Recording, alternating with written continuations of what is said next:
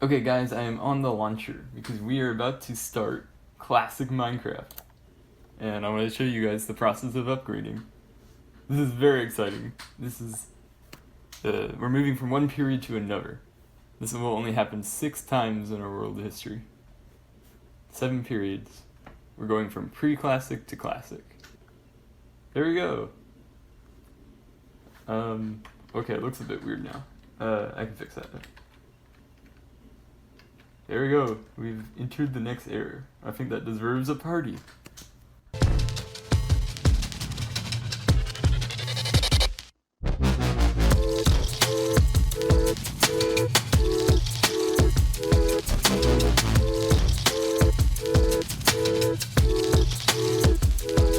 Alright, so what new changes did Classic bring? First, we have some new controls. So if I press Y, my mouse has been inverted on the y-axis, so you can't tell, but like when I'm going up, I'm going down, and it's going up. Also, there's now a toggle for build mode. So right now it's selecting what block I'm going to destroy, but if I press right click, now it shows me what I'm going to place. So like here's a transparent or translucent stone, dirt, cobblestone, planks, and even a sapling. Then also, if I press escape, it freezes my movement from my camera movement using the mouse, but I can still WSD, but you can see my mouse is here. So the next change is up here in the top left. You may notice there's the version classic 0.011a. Then there's also the frames per second here and the chunk updates, which you can see when I'm placing, that changes, and also when I load up the game. And other than that, there was only some minor bug fixes with controls, rendering, and performance. So those are in the description if you want to read through those. But there's also one more feature, which I can always show you at the end. If I press Ctrl-Alt-F10 escape, the game has completely frozen. So okay, I'm displaying my full screen now because I want to show you the resizing of the screen. You may have noticed when I first joined the game, it looked kind of like that. And it's kind of weird. It was like just blue. Like I can move here, and I can even expand it upwards, and it also is blue up there.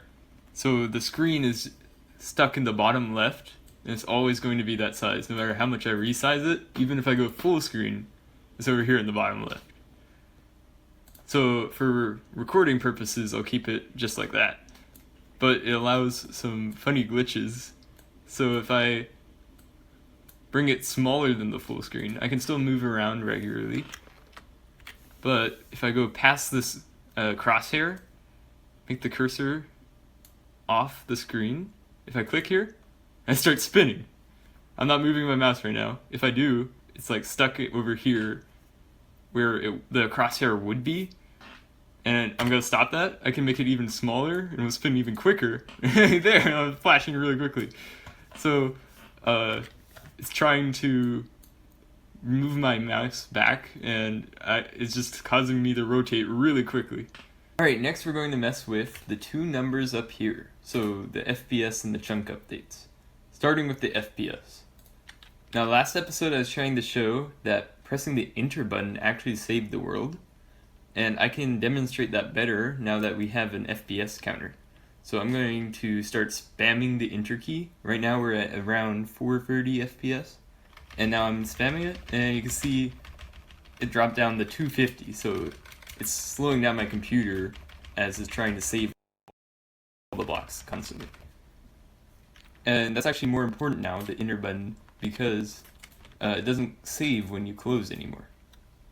But now let's try to get the minimum and maximum FPS that we can.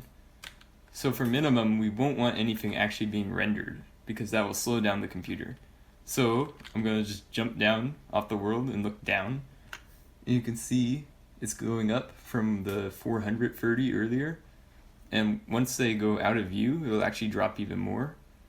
So we'll see the lines, or there, just disappeared. And if I look down, we're getting around 1280, 1260, 1300. But the next thing to get the highest FPS is actually cutting you guys out, because the recording software is taking some processing power as well. Okay, so I've cut out the recording software so we have more processing power, but I did take screenshots so we can see the records I hit, and here's a progression of them. And one thing you might notice is I've actually decreased the window size as well, so it's rendering less of the screen. And the highest I was able to get was 2,725 frames per second on my computer. But I moved on to my buddy's computer, and they have Windows 10, and the highest I was able to get was 2,864 frames per second. And one trick I found with Windows 10 is if you Control-Alt-Delete and then cancel, it will momentarily rise in frames per second. Not exactly sure why that happens, possibly because it doesn't even need to render this little area right here.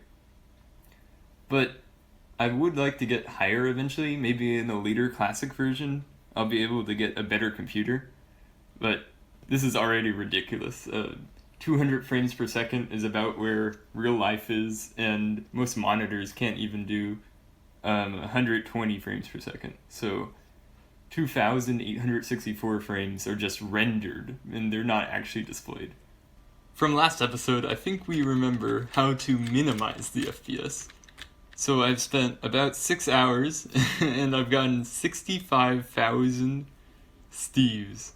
I've blocked off the sides of the world, and blocked off our farm, and there we go, 0 frames per second. It's trying to render all of these Steves, and it's lagging. And for chunk updates, the lowest is 0. It updates when you break in place, but it's the highest when you first join the world. After 50 attempts, the highest I could get it was 1,840 chunk updates. You might remember in the first episode, we had RNG using the random teleportation from the R button. But now we have a new way to do RNG. It's going to be using the Steves. So we're going to put Steves into each of these chambers, and we're going to race them and see who gets to the finish line first. And you can make your bets on the comments if you want, or just tell me how you did. So we have 4 Steves, 1, 2, 3, and 4 right here. And we're going to race them, make your bets, and I can't release them all simultaneously. So I'm going to release 1, 2, and then 3, 4. And you can see they have a slight head start, so take that into consideration. Ready, on your marks, get set, go!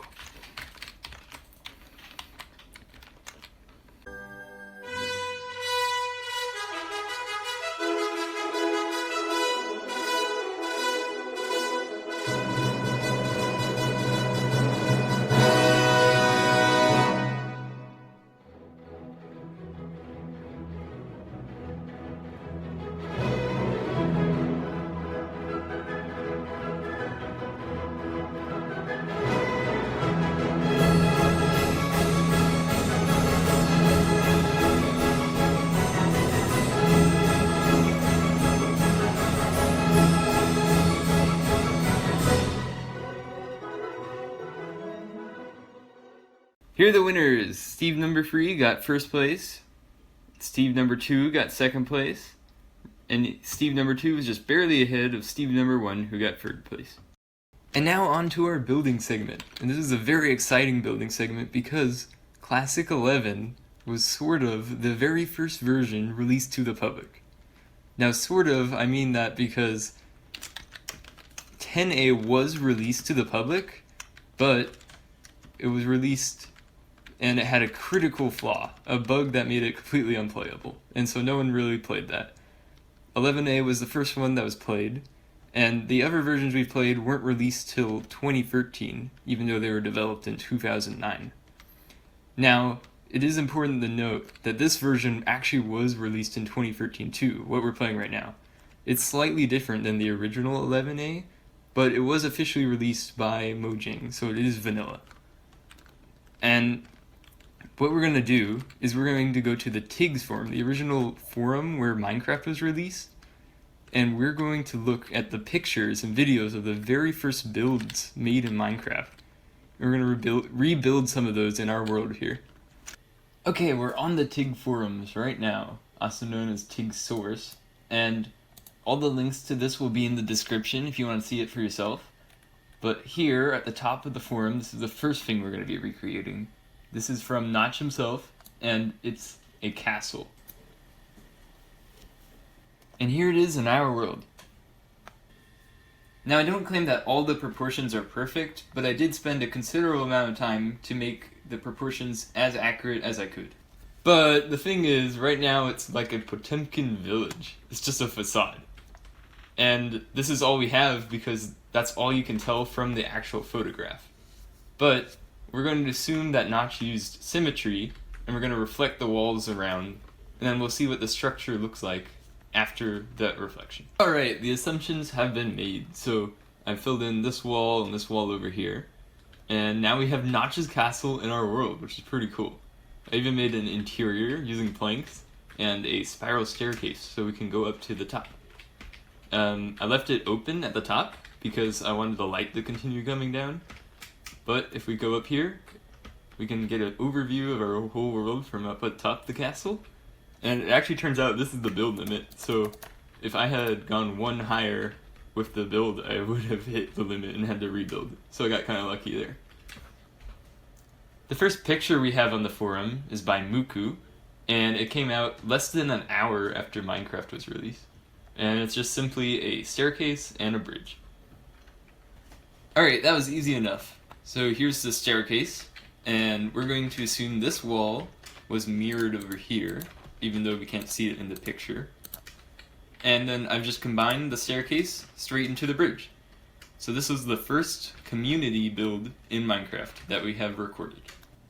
Next up we have the first building in Minecraft by Ink Repair, and it's a castle, and you can see it's kind of in a valley, and it's pretty tall, and because of that we're actually going to have to dig a hole in our world so it doesn't exceed the build limit. Okay, we've got the hole and the spiral staircase at the top. Now we just need to build the castle in the middle. And there we go, we got the castle built in the center. So let's go down and look in the interior, and we'll go up the spiral as well. So you can see dirt here in the picture, so I've just made the whole floor dirt. And the spiral, I've made it go down through the center, and we can go to the top and look. You can see the windows are in the same placement as well. They're kind of randomly placed around. I think you could call them oilets as well, which is a type of window used in medieval castles to easily shoot out, but makes it hard to shoot back into the castle. And there we go. We can look over. And there's our other castle we just built. And the next image down on the forum is by the same person as the last one.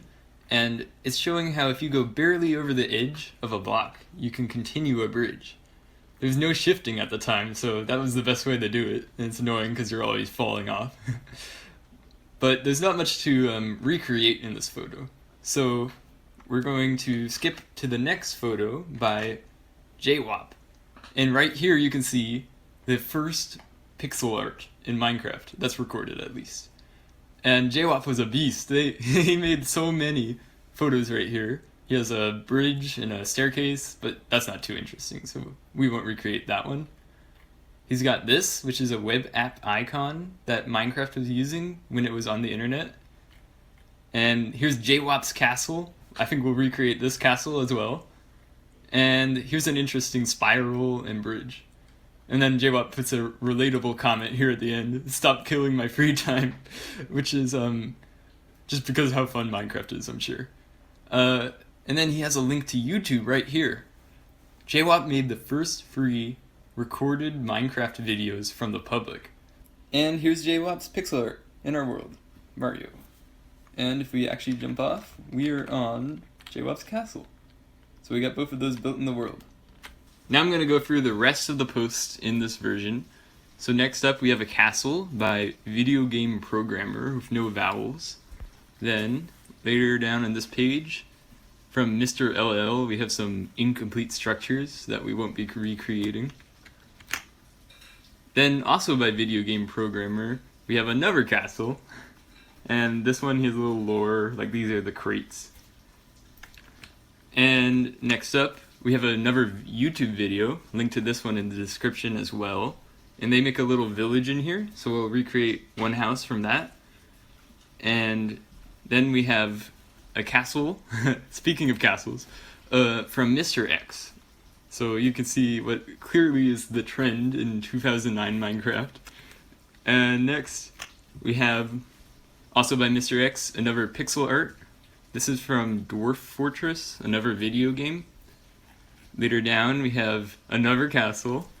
And we also have this pixel art, which I couldn't identify what this is a pixel art of. Tell me if you know in the comments. And finally, we have this.